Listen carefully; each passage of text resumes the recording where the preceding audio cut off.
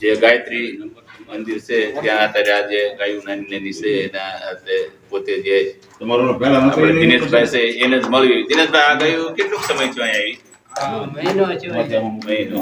અને આ ગા કઈ કહેવાય? પુંગનુર. હા, એટલે આ આપણે આમ ગણી તો ક્યાંથી આમ કયા દેશમાં? આંધ્રપ્રદેશ થી આવી છે આ ગાયું એમને. આ એક ગાયની કિંમત શું હોય છે? એક ગાય છે ને સારી હોય ને તો 7 લાખ 5 લાખ એમ લે, પણ આ બને છે ને 5.5 લાખ થી બે આવી છે. જોયું મિત્રો, એક ગાય ના 5.5 લાખ. એક ગાય લેવી હોય તો 5.5 લાખ રૂપિયા થાય છે. અને આ નાની તો આ જે ગાયું છે આપણે ભાઈ દિનેશભાઈ, તો આની ઉંમર કેટલી ગઈ છે? 1 વર્ષની છે. 1 વર્ષની. અને હવે આ કાંઠાળી કેટલીક થઈ શકે? બસ વધીને 2.5 ફૂટ થાય. 2.5 ફૂટ. સરસ. દિનેશભાઈ આપણને જે માર્ગદર્શન આપ્યું, દિનેશભાઈ ખૂબ ખૂબ આપનો આભાર.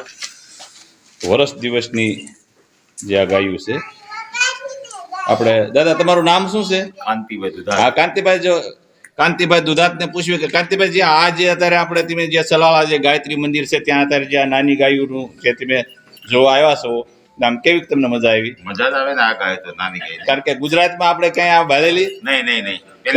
પહેલી વાર. સરસ. તમારું નામ ભાઈ? હા ડાય બાપા. તો તમને પણ કેવું કા જોવામાં અનુભવ આમ મજા આવી? પહેલી વાર જ જોઈ. હા, આ મારે ભાણિયાભાઈ વાળા, એ આપણે અત્યારે આપણને જે દેખાડવામાં પોતે સહભાગી બન્યા છે અને આપણને ખૂબ આવો જે આ નાની ગાયો જોવાનો મોકો મળ્યો છે.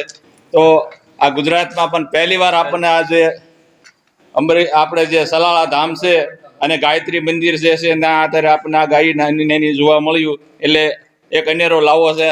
આ એક નાનું એવું ભોલકું પણ સાથે જોવામાં આવ્યું છે.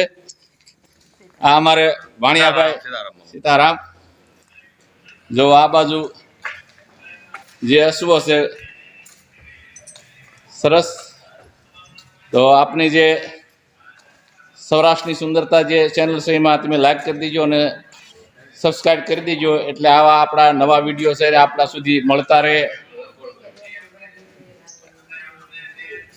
ભલે તો જય સિયારામ.